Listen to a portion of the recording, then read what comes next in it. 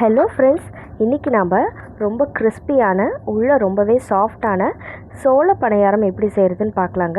இதில் காரம் அதோட இனிப்பு ரெண்டுமே நம்ம எப்படி செய்கிறதுன்னு பார்ப்போம். Welcome to our channel Dhana's green life. சோள பணியாரம் செய்கிறதுக்கு 2 கப் அளவுக்கு நம்ம வெள்ளை சோளம் எடுத்துக்கலாம். அதே கப்பில் 2 கப் இட்லி அரிசி நம்ம எடுத்துக்கலாங்க. 3/4 கப் அளவுக்கு உளுந்து எடுத்துக்கலாம். 1 டேபிள் ஸ்பூன் அளவுக்கு துவரம்பருப்பு வந்து ஆப்ஷனல் தான், ஒரு டேஸ்ட்டுக்காக நம்ம ஆட் பண்ணுறோம். இப்போ தேவையான அளவுக்கு தண்ணி சேர்த்து நம்ம வாஷ் பண்ணி எடுத்துக்கலாங்க. 2 முறை நல்லா வாஷ் பண்ணிக்கோங்க. இப்போது மூழ்கிற அளவுக்கு தண்ணி சேர்த்து 4லேருந்து 5 மணி நேரம் அளவுக்கு ஊற வச்சுக்கலாம். பாருங்கள், 5 மணி நேரம் ஆயிடுச்சு. இப்போ ஊறினதும் எந்த அளவுக்கு எல்லாம் பெருசாக வந்திருக்குன்ட்டு நடுவில் ஃபுல்லாக தண்ணியெலாம் அப்சர்வ் ஆகிடுச்சு அப்படின்னா இன்னும் கொஞ்சம் தண்ணி சேர்த்து நம்ம ஊற வச்சுக்கலாங்க. இப்போ நம்ம கிரைண்டரில் போட்டு ஆட்டி எடுத்துக்கலாம். மாவு அரைக்கும்போது தண்ணி அதிகம் சேர்க்காமல் கொஞ்சம் திக்கான மாவாகவே அரைச்சி எடுத்துக்கலாங்க. மாவு நல்லா நைஸாக அரைக்கணுங்க. பாருங்கள், இப்போ மாவு அரைச்சி எடுத்தாச்சு. தேவையான அளவுக்கு உப்பு சேர்த்து நாம் ஓவர் நைட் ஃபுல்லாக வெளியவே வச்சுக்கலாங்க. புளிக்க வச்சு எடுத்துக்கலாம்.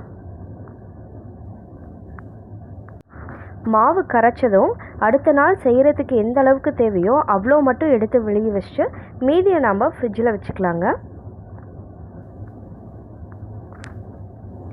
பாருங்கள், அடுத்த நாள் காலையில் எடுத்து பார்த்தா எந்த அளவுக்கு புளிச்சிருக்குன்னு பொங்கி வந்திருக்குங்க. மாவை நல்லா கலந்து விட்டுட்டு நீங்கள் இனிப்பு பணியாரமும் செய்யணும் அப்படின்னா இதுலேருந்து கொஞ்சம் நம்ம எடுத்து வச்சுக்கலாம். 4 கரண்டி மாவு நீங்கள் எடுத்து வச்சிங்களாலே போதுங்க. இப்போ ஒரு வாணலில் 2 டேபிள் ஸ்பூன் அளவுக்கு ஆயில் விட்டுக்கோங்க. கடுகு, கடலைப்பருப்பு, உளுத்தம்பருப்பு போட்டு 1/2 ஸ்பூன் அளவுக்கு சீரகம் சேர்த்து கருவேப்பிலை, பச்சை மிளகாய் 4 பொடி பொடியாக நறுக்கினதை சேர்த்து நல்லா வதக்கி விட்டுக்கோங்க. இப்போது 2 பெரிய வெங்காயம் சின்ன சின்னதாக கட் பண்ணதை சேர்த்துக்கலாம். 1/2 ஸ்பூன் அளவுக்கு உப்பு சேர்த்து நல்லா வதக்கிக்கலாங்க. வெங்காயத்துக்கு மட்டும் உப்பு சேர்த்துக்கலாம். மாவுக்கு நம்ம ஆல்ரெடி உப்பு போட்டுட்டோம். ரொம்ப நேரம் வதங்கணும்னு இல்லை, ஓரளவுக்கு கொஞ்சம் டிரான்ஸ்பரண்ட்டாக மாறினது அப்படின்னா போதுங்க. பாருங்கள், இந்த அளவுக்கு வெந்தாலே போதும் வெங்காயம். அந்த வெங்காயத்தை தாளித்த வெங்காயத்தை எடுத்து நம்ம மாவில் சேர்த்துக்கலாம். சோளம் வந்துட்டு நம்ம உடம்புக்கு ரொம்பவே நல்லதுங்க. அடிக்கடி நம்ம சோளம் சேர்த்துக்கிறது நம்ம ஹெல்த்துக்கு ரொம்ப நல்லது. குழந்தைங்களுக்கும் ரொம்ப பிடிக்கும். நார்மலாக செய்கிற இட்லி அரிசி மாவு பணியாரத்தை விட சோள பணியாரம் ரொம்ப டேஸ்ட்டாக இருக்குங்க. மாவு இப்போ ரெடி ஆகிடுச்சு. பணியாரக்கல்லை ரெடி பண்ணிடலாம். கல் சூடானதும் எல்லா குழியிலையும் நம்ம எண்ணெய் விட்டுக்கலாம். மாவில் கொத்தமல்லி தழை வந்துட்டு போட மறந்துட்டு அதையும் சேர்த்து மிக்ஸ் பண்ணிக்கோங்க. கொஞ்சம் கொஞ்சமாக மாவை எடுத்து ஊற்றிக்கலாம்.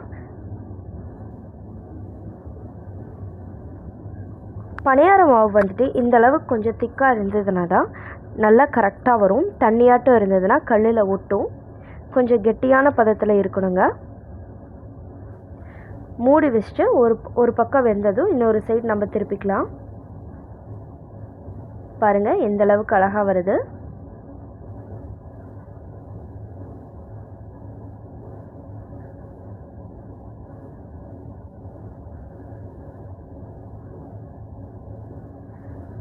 நல்லா கோல்டன் கலரில் வந்ததும் நம்ம எடுத்துடலாங்க.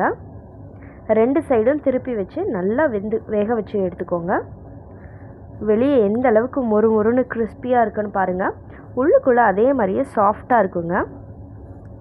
அடுத்தது இனிப்பு பணியாரம் செய்யலாம். நம்ம எடுத்து வச்சது ஒரு 4லேருந்து 5 கரண்டி மாவு தாங்க எடுத்து வச்சோம். அந்த மாவுக்கு 3/4 கப் அளவுக்கு வெல்லம் சேர்த்து 2 டேபிள் ஸ்பூன் அளவுக்கு தண்ணி விட்டு நம்ம கரைச்சி எடுத்துக்கலாங்க. தண்ணி அதிகம் சேர்க்க வேண்டாம், ஏன்னா மாவில் ஆல்ரெடி தண்ணி இருக்குது. நம்ம இதை சேர்க்கும்போது ரொம்ப தண்ணியாட்டம் போயிடும்.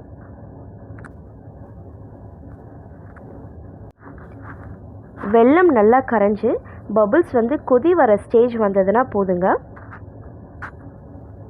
பாருங்கள், இந்த அளவுக்கு வந்ததும் நம்ம இந்த வெல்லத்தை வடிகட்டி நம்ம எடுத்து வச்சுருக்க மாவில் சேர்த்துக்கலாம்.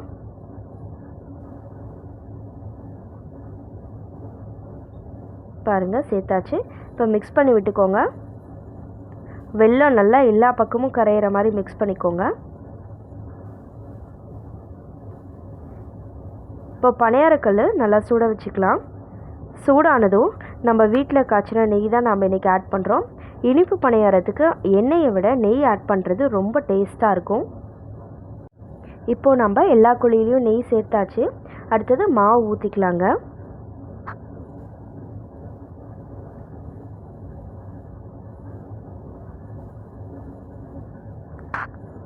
மூடி வச்சு நம்ம வேக வச்சுக்கலாம். ஒரு சைடு நல்லா வெந்துருச்சு. இப்போ திருப்பி போட்டுக்கலாங்க. பாருங்கள் எந்த அளவுக்கு கோல்டன் கலரில் வந்திருக்குன்னு. டேஸ்ட் ரொம்ப சூப்பராக இருக்குங்க.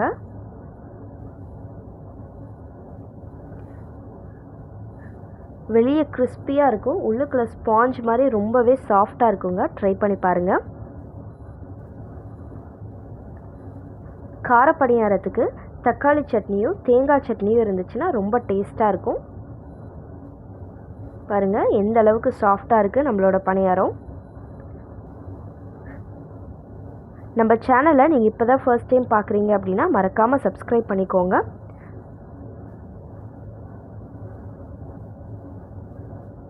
நீங்களும் இந்த சோள பணியாரம் செஞ்சு பார்த்துட்டு எப்படி இருந்ததுன்னு சொல்லுங்கள்.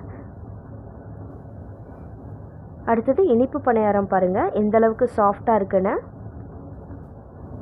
எல்லாருக்கும் ரொம்ப பிடிக்குங்க. தேங்க்யூ.